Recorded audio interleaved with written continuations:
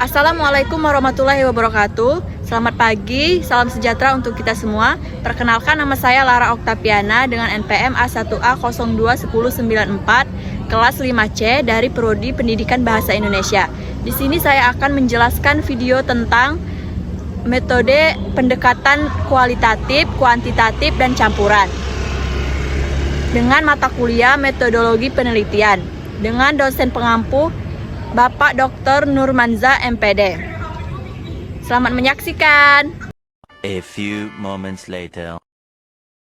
3 pendekatan dalam sebuah penelitian. Yang pertama, metode kuantitatif ialah pendekatan yang di dalamnya ada usulan penelitian, proses, hipotesis, turun ke lapangan, analisis data, dan kesimpulan data, sampai dengan penulisannya menggunakan aspek pengukuran, perhitungan, rumusan, dan kepastian data numerik.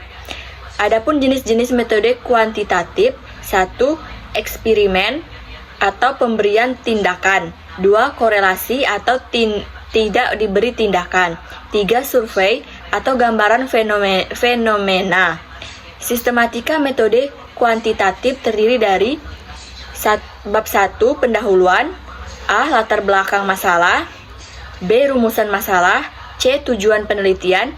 D. Manfaat penelitian. E. Definisi operasional dan variabel. A. Latar belakang berisi tentang menyampaikan pentingnya kajian yang akan diteliti. Pentingnya menyampaikan kajian yang akan diteliti berdasarkan kebijakan minimal pengutip kurikulum merdeka. Menyampaikan hasil observasi awal tentang kajian yang akan diteliti. Menetapkan hasil-hasil penelitian relevan. Tujuan memperoleh sesuatu yang baru yang akan diteliti. B. Ruang lingkup. C. Rumusan masalah berisi pertanyaan berkaitan proses dan hasil penelitian. D. Tujuan penelitian. E. Manfaat penelitian.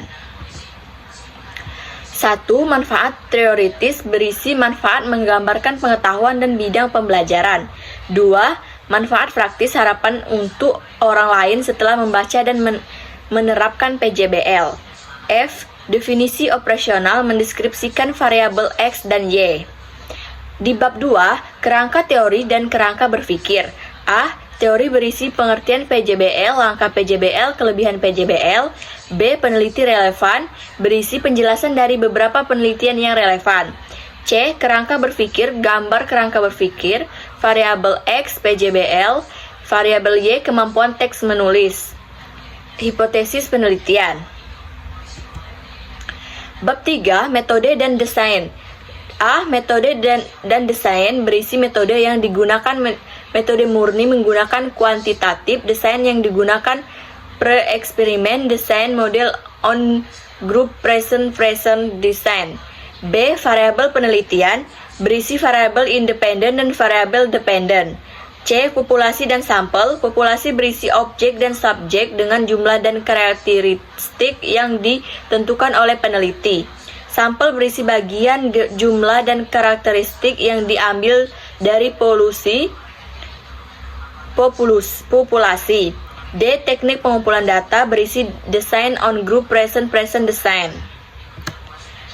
E. Instrumen penelitian berisi lembar tes yang akan digunakan sebagai alat pengumpulan data, tes yang menguji kemampuan dalam menulis teks argumentasi.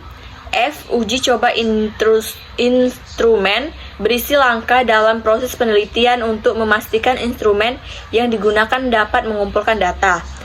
G. Teknik analisis data berisi uji normalitas dan uji homogenitas daftar pustaka barisan berdasarkan abjad. Selanjutnya ada metode kualitatif, yaitu menekankan pada kualitas data atau kedalaman data yang diperoleh. Jenis-jenis metode kualitatif yaitu 1. Etnografi, yaitu kerja lapangan. Etnografi realis, studi kasus. 2. Studi kasus, meneliti kasus secara mendalam dengan mempelajari latar belakang, keadaan, dan interaksi yang terjadi.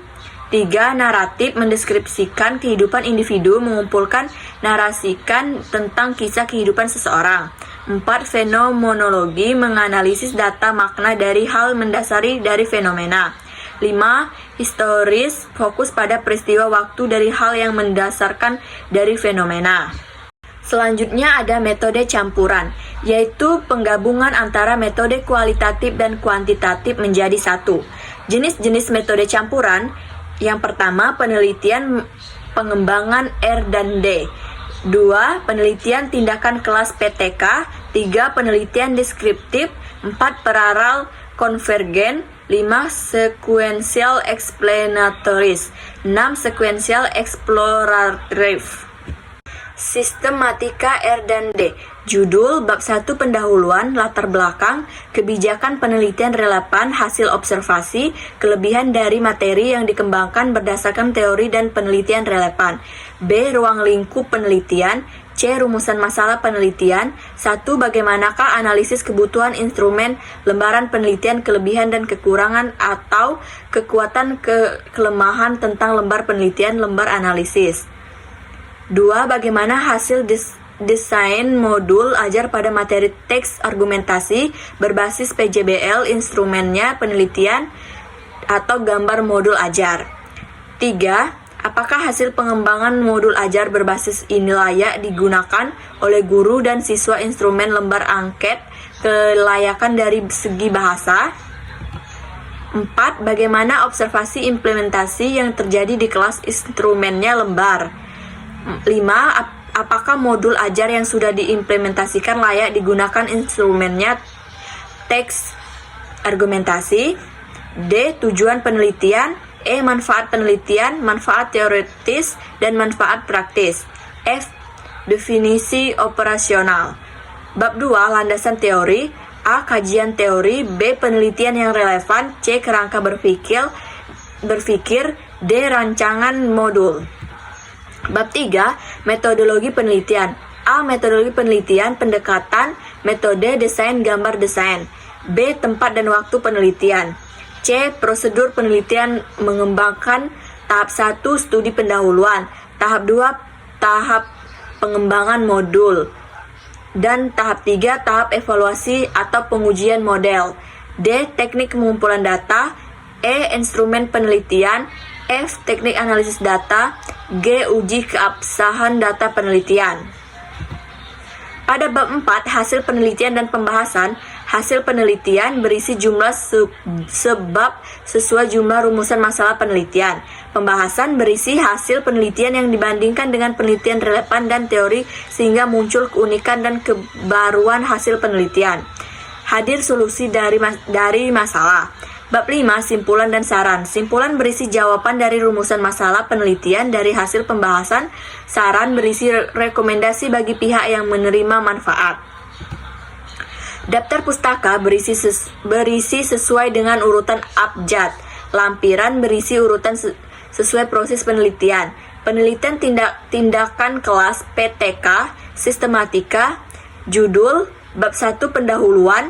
A. Latar belakang, kebijakan penelitian relevan, hasil observasi masalah, dan potensi yang ada. Kelebihan dari tindakan yang akan diterapkan berdasarkan teori dan penelitian relevan. B. Ruang lingkup penelitian. C. Rumusan masalah penelitian, pertanyaan berkaitan proses dan hasil. 1. Bagaimanakah menulis teks argumentasi menggunakan metode PJBL, instrumennya lembar observasi. 2. Apakah modul pembelajaran PJBL meningkatkan keterampilan menulis teks argumentasi, instrumennya tes. D. Tujuan penelitian. E. Manfaat penelitian, manfaat teoritis dan manfaat praktis. F. Definisi istilah. Bab 2. Landasan teori. A. Kajian teori. B. Penelitian yang relevan. C. Kerangka berpikir. D. Hipotesis tindakan. Bab 3. Metodologi penelitian. Metode penelitian, pendekatan, metode desain, gambar desain.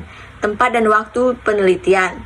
Prosedur penelitian, siklus 1, siklus 2. Populasi dan sampel, teknik pengumpulan data, instrumen penelitian, uji kebahasaan data penelitian, teknik analisis data, indikator keberhasilan tindakan. Bab 4. Hasil penelitian dan pembahasan. Hasil penelitian berisi jumlah subbab sesuai jumlah rumusan masalah penelitian.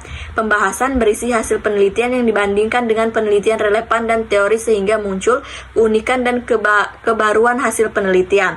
Hadir solusi dari masalah. Bab 5, simpulan dan saran. Simpulan berisi jawaban dari rumusan masalah penelitian dari hasil pembahasan.